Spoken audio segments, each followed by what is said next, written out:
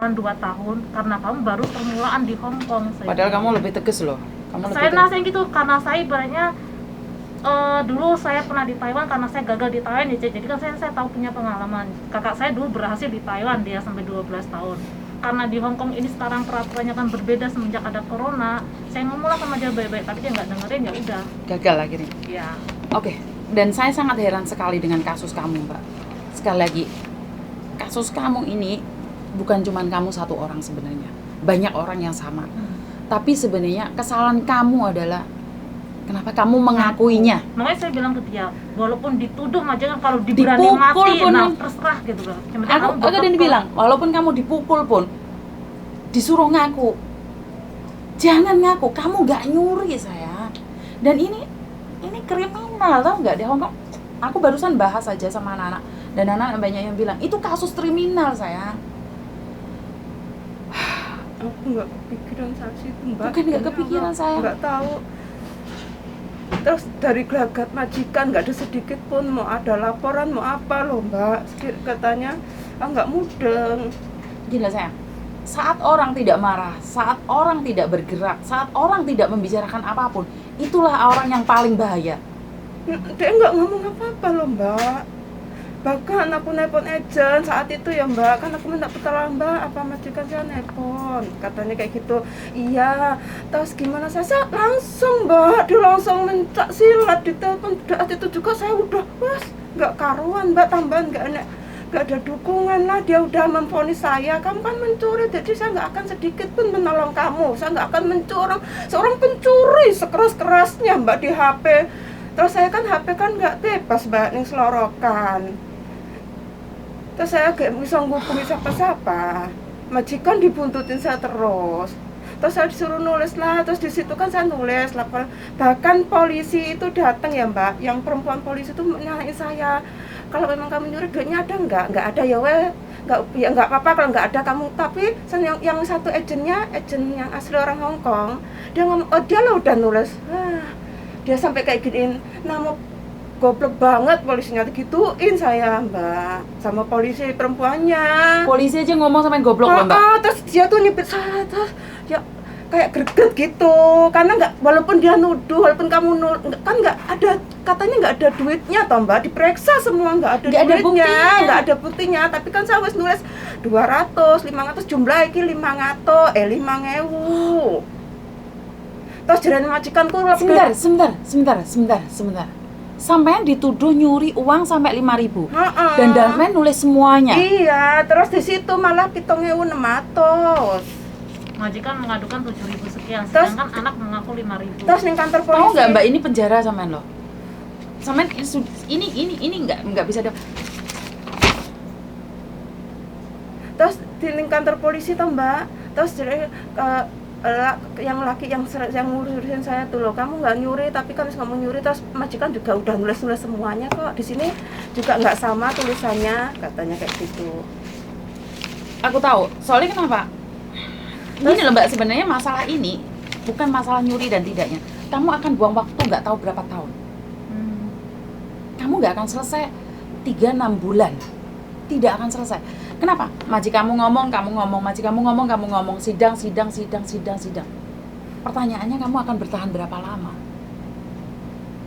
Saya nggak tahu, Mbak. Terus sini Mbak bertanya ya, Mbak. Di kantor polisi kan Pak polisinya ngomong, besok kalau ada penerjemah, kamu jawab aja semuanya, saya nggak akan menjawab. Betul. Ini yang kemarin terjadi ya. Karena kamu dikasih pilihan menjawab dan tidak. Terus polisi itu nanti kalau penerjemah datang, saya ajarin kamu, tapi kamu jangan ngomong ya siapapun, kata Pak polisi. Betul. Semuanya kamu boleh tidak menjawab. Betul. Kayak gitu. Jadi kalau ada pertanyaan, aku di sini dimarahin agensi, Mbak. Kenapa kamu nggak, semua pertanyaan dia nggak mau menjawab. Saya tidak mau menumpang kamu sekian lama di sini. Langsung saya ya gitu, Mbak, jawabnya. Polisi aja mau membantu kamu loh, sayang. Kenapa agentmu nggak mau bantu, sayang? Saya malam-malam datang ke rumah dia, saya kasihin, terus dibaca semua. Langsung dia ngomong, katanya kamu di sini semuanya nggak mau jawab kamu, saya nggak akan menampung kamu sekian lama di sini, saya nggak bisa menampung kamu, katanya gitu Mbak. Kalau kamu nggak mau nampung lama, harusnya dari awal damai dong, pulangin kamu ke Indonesia, selesai. Sebelum ibaratnya kan dia kan agennya kan telepon aku ya, Cek, kamu bisa nolong nggak Yeti? Bisa nolong nggak, kata dia gitu kan. Terus saya bilang apa, kan selama ini dia nggak pernah kontak saya, atau Cek, saya nggak tahu kalau seandainya dia ibaratnya terbuka sama saya, dia kontak sama saya, nggak bakal saya izinin, nggak bakal saya ibaratnya dia pinjem bank apa segala macam kan. Karena dari awal saya udah bilang sama dia, jangan sekali-sekali kamu terlibat dengan masalah bank, saya bilang gitu. Tapi nggak tahu karena kondisi di rumah ada masalah, terus dia nggak cerita sama saya, terus akhirnya dia seperti itu. Terus setelah ada masalah, agent ngomongin saya bilang katanya kamu bisa nolong nggak, saya bilang ada apa, saya bilang gitu. Kalau dia ada masalah, dia bilang seperti ini. Itu saya bilang bisa nggak kamu usahain, saya bilang musyawarah dengan majikan, kalau memang benar anak ini bersalah, bisa nggak mereka mau maklumi, saya bilang gitu kan. Terus kata agent, iya saya usahain, kata dia gitu. Jangan bilang masa usahain, itu tanggung jawab kamu, saya bilang gitu kan. Sebentar ya. Terus kata dia, Sebentar ya. oke. Dok, swab tes lagi aja. Aku tahu ini kamu udah tes, tapi swab tes lagi aja, Dok. Swab tes lagi aja. Soalnya kan kemarin hari Minggu kan banyak banget yang kena. Swab tes aja lagi. HP-mu yang bunyi, Dok? Enggak ada. Enggak punya. Aku dengar getaran di mana? Kurang paham. Oh, punya saya ternyata. Terus di saat itu saya ngomong sama dia, kata dia oke, saya usahain. Nah setelah itu ya selang berapa jam, terus dia ngomong oh iya majikan mau berdamai, kata dia. Dia suruh di sana tetap kerja baik-baik. Oke, saya santai kan, saya juga tenang kan. Kalian Nah, cerita terus, sudah berdamai. iya, tapi dia belum cerita sama saya karena dia nggak bebas pegang HP, cuma dari agent itu. Terus dia bilang oke, terus oh yaudah kalau gitu makasih, saya bilang gitu kan. Terus? Ternyata selang 1 hari dianya udah di kantor polisi mau. Setelah pulang dari kantor polisi kan Mbak, terus di besok siangnya saya sama agent, kamu pilihan kamu pulang apa mau diterusin terus terang, saya pilih pulang lah. Betul. Nah, terus kata agent kayak gitu toh, terus sama agent selang 4 hari apa itu kan majikan saya ngasih apa Mbak, duit yang semuanya. Duit intermittent. Nah itu sama agent dibeliin lah Tiket tiket pulang Mbak, dan tiket itu nyatanya dapatnya tanggal 19. tanggal 19, sedangkan visa saya harus tanggal 14 habis toh Mbak. Kan bisa extend sebenarnya. Nah, sampai extend itu udah kelihatan ya Mbak KTP saya kalau saya lagi Proses polisi. Terus? Ya Mbak, nggak boleh lah Mbak, nggak boleh pulang ke Indo. Iya, kalau proses kayak gini, kalau nyampe di bandara pun kamu diborgol diborgol. Tapi kenapa di saat waktu ibaratnya memang sudah dia Udah tahu tahu kayak gini kasus kenapa harus seperti ini, dibeliin tiket sih Mbak, kayak gitu loh Mbak maksudku. terus sedangkan uang tiket itu hangus, dia bilang nggak bisa, Hangus sequence aku semuanya. juga nggak bisa. 3.000 sekian. 3.300. Saya kurang tahu ya Mbak ya, soalnya setahu aku kalau kasus itu anak-anak saya kalau pulang itu diborgol, malah nggak boleh pulang sama polisi walaupun di bandara. Saya kurang tahu kenapa agentmu tidak tahu atau tidak pengalaman atau tidak mengerti. Kurang paham kami juga. Aku tidak paham karena saya tidak punya kekuasaan dengan agent lain ya. Iya. Tapi kasus kamu ini Dia- nggak bercanda loh sayang. Ini kasus kriminal. Sama percaya nggak Mbak? Anakku nyuri uang 500 di penjara 3 minggu, selesai pulang Indonesia. Tapi sampean kan nggak di penjara, nggak di sidang, nggak di apa. Ini kan nunggu. Istilahnya kayak dibunuh secara perlahan-lahan. Membunuh tanpa menyentuh. Iya kan? Nah, terus Mbak ya solusinya Gini aja. Soalnya sekali lagi kalau sudah urusan polisi, siapapun tidak bisa bertindak sayang. Dan saya yakin KJRI juga cuman bisa ndampingin kamu. Karena sebenarnya ini udah kasaran ngomong wes kecemplung. Itu masih kecemplung. Cuman selain yang jadi pertanyaan kami ya, yang jadi ibaratnya kalau memang ibaratnya harus kita menunggu sekian lamanya, otomatis kan kini juga hidup kan di sini di negara orang ya. Kalau memang ibaratnya agent sendiri, agentnya dia secara pribadi ngomong katanya nggak mau nanggung dia, terus keadaannya ini harus gimana? Nah, kalau kamu sekarang datang ke KJRI beda lagi. Jadi kamu minta perlindungan KJRI sebagai masyarakat Indonesia, mengatakan bahwa kamu itu butuh agent untuk dampingin kamu butuh makan, butuh tempat tidur. Karena itu kewajibannya agent. Sekali lagi itu kewajibannya agent. Karena aku sendiri, anakku sakit gimana pun aku harus menanggung mereka sampai kapanpun. Jadi kamu hidupmu itu ditanggung agent. Oke, pertama dia ngomong kata-katanya, aku nggak akan menampung kamu sekian lamanya. Tapi kan setelah kemarin ibaratnya setiap kali laporan ke polisi kan saya suruh SMS dia ya, kamu beritahulah ke agent. Terus di saat kemarin agent yaudah kamu kok, kan dia nanya gini, aku mau gimana? Aku pulang ke Bordil ya, dia bilang. Yaudah terserah kamu. Dia jawabannya seperti itu kemarin itu. Kalau mau pulang ya pulang aja kayak gitu. Dia Berarti kan dia ngizinin mas sayang, nggak apa-apa lo, pulang aja lo, karena itu memang tanggung jawab agent. Itu tanggung jawabnya. Kenapa nggak dari awal mendamaikan? Jadi aku kurang tahu, sekali lagi aku kurang tahu. Soalnya kita beda-beda sayang. Kalau aku pernah pengalaman satu anak nyuri uang majikan 15.000. 15.000. Aku langsung laporan ke konsulat. Tapi kita langsung minta maaf sama majikan, terus majikan bilang ya udah kerja sampai utangnya selesai dan pergi. Dan satu kasus lagi, satu anak yang tidak dimaafkan, langsung dimasukin ke penjara. Majikannya masukin dia ke penjara. Uang 500 saja. Uang 500 dolar saja. Tapi itu memang terbukti dia mencuri. Bener nyata ya. Bener nyata mencuri. Ada kamera terbukti mencuri. Selesai. 3 minggu pulang Indonesia. Selesai, kasusnya selesai. Tapi kamu mengakuin sesuatu yang kamu tidak melakukan. 如你有冇順豐啊？我入錢啊，睇下。冇。屌，太多現金啊！佢哋碌啊冇啊我俾你呢個嘢。係啊，求其一個袋仔遮住，好驚。咁樣得唔得？我冇啊。透明。係咯。有冇細袋？冇有啊。透明膠袋。Mau aku mau. Jadi kamu sekarang, aduh, mumet aku Mbak Le, sama kasus. Ini kasus pertama buat saya ya. Orang tidak mencuri dituduh mencuri. Saya tidak berani ngomong. Kamu sekarang cuma butuh perlindungan dan didampingin, dan kasusnya harus selesai. Karena apa? Majikanmu menuduh, kamu bilang tidak, kamu bilang menuduh, kamu bilang tidak. Jadi diumpan sana, umpan sini. Intinya kamu ikuti prosedur dan memang harus pulang, minta pulang. Memang setahu saya setiap anak kasus, saya kurang tahu agentmu ada pengalaman kayak gini nggak? Itu biasanya polisi menyarankan saya tidak menjawab karena kamu berhak praduga tidak bersalah. Kamu berhak mengatakan itu. Kamu bilang, polisi sendiri ngomong kan? Iya. Polisi sendiri ngomong kan?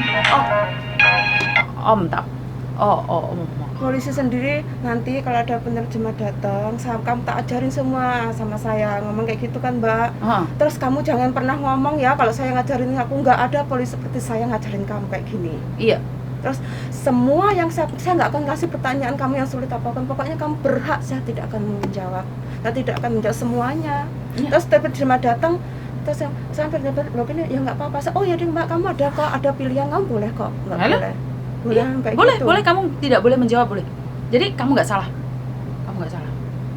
Sebenarnya aku kurang tahu ya, agentmu belum pernah dapat kasus ini mungkin. Karena aku pernah dapat kasus ini, jadi mungkin dia nggak pengalaman juga, jadi jangan nyalain agentnya juga. Karena mungkin satu agent pengalamannya beda-beda. Tapi kalau anak-anak saya itu semuanya, kalau dia nanya sama saya ya, karena kadang-kadang anak-anak udah masuk penjara nggak komunikasi sama saya nggak tahu apa-apa. Tapi kasus kamu ini Mbak, saya bisa bilang 1 tahun 2 tahun pun nggak selesai. Terus gimana Mbak? Saya tidak bisa ngomong apa-apa dengan satu cara aja, berdoa, karena doa merubah segalanya. Saat majikan mencabut, ya udah selesai. Ini selagi majikan tidak mencabut, tidak selesai. Samen cuman sudah berusaha, doa sekarang. Wesiku tok, minta bantuan doa dari keluarga. Nggak ngomong sama keluarga Mbak. Bapak udah tua Mbak.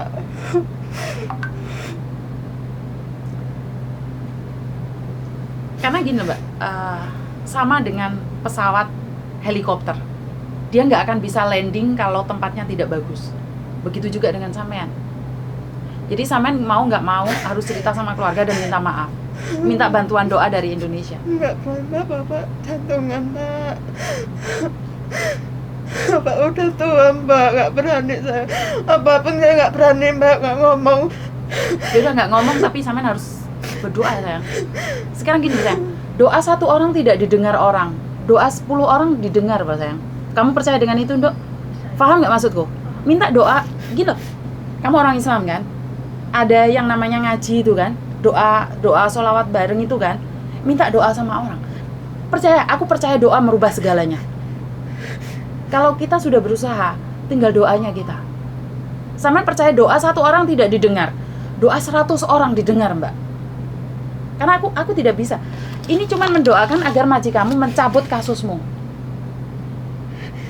Kelar, selesai. Karena kita sudah nggak bisa. Ini kasus ini berjalan terus. Ini kasus kriminal, sayang.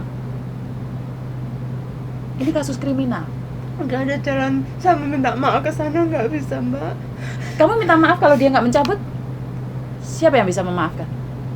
Kan aku bilang, hanya doa. Samen yakin dan percaya doa merubah segalanya. Wes samen sekarang minta bantuan keluargamu di Indonesia. Kamu nggak bisa, sayang. Aku nggak bisa. Aku kalau sudah kasus polisi ini hanya doa. Aku pernah dengar seseorang hampir dipancung di Arab Saudi, keluarganya mendoakan dia lepas dari hukuman itu. Hukumanmu termasuk ringan. Saya selalu bilang doa merubah segalanya. Sempat kan ya ibaratnya orang tua di Indo sering Iya. nanyain kenapa kamu sampai saat belum pulang, terus kamu ceritalah sama bapak, cuman dia tetap hati dia nggak berani ngungkapin. Bukan, Dan kalau orang tua kamu nggak- sudah ngomong. Kalau kamu nggak berani, banyak anak-anak yang hilang, keluarganya kebingungan, tahu-tahu di penjara. Apakah kamu akan menyiksa keluargamu dengan seperti itu? Karena kamu percayalah, doa merubah segalanya. Tuhan itu punya kekuatan lebih dari apa yang kamu percaya, Mbak. Kalau 1 tambah 1 itu 2, tapi hitungan Tuhan itu 2 miliar, 10 miliar. Tapi kamu nggak percaya sama Tuhanmu, terus ya apa lek Tuhan bekerja, Mbak? Saya kan kemarin juga sempat nasihatin dia, Cek, ya. Kamu punya saudara bukan 1, 2, 3. Ibaratnya kamu di saat itu kamu membantu saudara kamu. Apa salahnya kamu cerita dengan saudara kamu yang kamu bantu? Otomatis kan dia bisa, ibaratnya kamu, beban kamu berbagi sama saudara otomatis kan bisa ringan. Nggak terlalu kamu pendam sendiri terus kamu tanggung sendiri. Cuma kata dia enggak lah. Saya Kamu cukup nggak bisa, nasihatin. sayang. Kamu Karena nggak saya bisa juga- nanggung sendiri, sayang. Terus saya niat dia bantu dia benar, kamu niat bantu dia ikhlas, tapi di saat itu kan kamu juga posisi kamu dalam keadaan yang belum mampu. Kenapa kamu belum mampu tapi kamu membantu? Nah, kamu Seperti utang bank juga. Buat siapa itu uangnya? Buat siapa? Keluarga. Buat keluarga. Sekarang kamu di penjara. Kamu kasus. Dan kamu tidak memberitahu keluargamu. Mbak, kamu hidup buat keluargamu. Giliran kamu jatuh, ayolah. Saya gimana? tidak bisa Cuma bantu. dia katanya Nggak ada aku jalan? nggak bisa dia tetap seperti itu. Cuman aku kadang sampai bingung mau nasihin dia tuh seperti apa gitu loh. Keluargamu aja bisa capek loh nasihati kalau bukan kamu. Sekarang hanya satu. Dia masih Doa. tetap kekeh sendiri, katanya saya tanggung sendiri. Kalau kamu tanggung sendiri terus gimana mau kamu Iya, jadi iya. menanggung? Kamu tahu gini, proses sudah kamu jalanin. Polisi sudah bergerak. Hanya Tuhan yang bisa melakukan segalanya. Kalau kamu tidak percaya dengan Tuhan, sudahlah. Kamu tetap menunggu di sini. Karena cara Tuhan itu beda dengan cara manusia, Mbak. Wes aku wis ngomong, cara Tuhan itu beda. Saat kamu tidak percaya, ya nggak terjadi mujizat itu. Lek kamu percaya, mujizat itu nyata. Wes tau percaya. Lek keluargamu Dengan mendoakan orang tua kamu, yang mau bicara. kamu sholat tahajud wirid sing akeh, nggak mungkin nggak didengar Tuhan, Mbak. Karena Tuhan ngasih ujian itu bersama solusinya. Lek awakmu saiki sombong sama Tuhan, Tuhan juga sombong sama kamu. Sekarang itu yang sombong bukan Tuhan, kamu yang sombong. Kenapa? Kamu kekeh tidak ingin memberitahu keluargamu bahwa kamu saat ini jatuh. Padahal kamu utang bank demi keluargamu. Inilah yang aku greget banget sama kalian semua itu. Kamu minta doa sama keluargamu, sholat tahajud dibuatin. Air mata tidak bisa membeli apapun, Mbak. Air mata tidak bisa memberi solusi. Ingat, Tuhan ngasih ujian beserta solusinya. Siapa tahu Tuhan memberikan nikmat yang lebih. Mungkin Tuhan lagi menyediakan sesuatu yang lebih indah dari kamu. Kamu harus cerita sama keluargamu, sayang. Gara-gara kamu utang bank buat mereka, sekarang aku di penjara. Piye ki solusinya? Bantu doa, ngundang wong sak desa, Yasinan namanya. yasinan. Supaya kamu lepas dari kasus ini, sayang. Siapa tahu hati majikan kamu bisa terbuka luluh Nah, hatinya. yang aku inginkan adalah hati majikamu Sekarang dia luluh. masih kecewa, masih sakit hati seperti itu kan. Aku cuman berdoa agar hati majikamu luluh. Saat dia luluh, Sina, haulah tak cabut pulang ke Indonesia. Selesai. Saya udah cukup menghukum kamu seperti ini kan, seperti itu. Sampe nggak percaya sama mujizat Tuhan, Mbak. Aku nggak bisa. percaya sih mbak, cuma satu pikiran bapak loh mbak, sakit-sakitan. Kamu boleh memikirkan orang tamu seperti itu, tapi Terus dengar setidaknya kayak gini pasti dia langsung drop lah mbak. Kemarin saya udah sebulan lebih aja nggak pulang, ada dia langsung drop mbak, apalagi kayak gini, nggak tega. Ya, sekali lagi ada di pilihan kamu sayang. Doa merubah segalanya selagi kamu percaya. Kalau kamu gak percaya, dia drop, tapi sekali dia mengucapkan doa buat kamu diselamatkan, siapa tahu kamu langsung bisa pulang. ibaratnya mati rezeki kan kita nggak yang tahu apa selain kita mencoba. Kalau memang ibaratnya orang tua kamu ngedrop sampai akhirnya enak ngomong, kasarnya ngomong nih, jangan sampai tapi kalau sampai meninggal mendengar kasus kamu seperti ini kan ya bukan salah kamu pribadi. Ya tetap Itu saya memang- salah tetap Tapi Tetap kan itu saya bersalah. kalau yang di atas yang ngatur. ya itu kamu boleh. Ya terserah kamu hanya bisa. Gini loh mbak, sekali lagi, nyawa seseorang itu tidak tahu. Apakah Saya dengan tahu, Mbak. apakah dengan berita ini sekali lagi, ini kamu yang salah, tetap kamu yang salah. Oke lah, sekarang kamu tidak memberitahu keluargamu, nggak ada masalah, bapakmu sehat. Kamu dihukum 2 tahun, 3 tahun di Hongkong, dan bapakmu juga meninggal, kamu tetap salah. Kamu lebih baik salah dari awal atau kamu berbohong, itu hak kamu. Kamu mau menutupin kebohongan itu sampai kapan, itu hak kamu. Secara pribadi sekarang kamu udah menyiksa orang tua kamu perlahan. Secara pribadi betul, kamu sekarang lagi menyiksa keluargamu. Karena keluargamu tidak tahu apa yang terjadi dengan Sama kamu. aja kamu tergantung, dia juga kamu tergantung. Kalau kamu nggak cerita dari awal sama mereka, mereka pun juga nggak tahu. Mereka Sama nggak akan seperti- tahu mbak, mereka nggak akan tahu. Dan mereka menduga. Malah banyak Gila pikiran, mbak, malah sakit kamu perlahan langsung kamu hilang. jujur menyakitkan atau berbohong selamanya. Ingat, satu kebohongan akan ditutupi kebohongan yang lain. Terserah sama ya.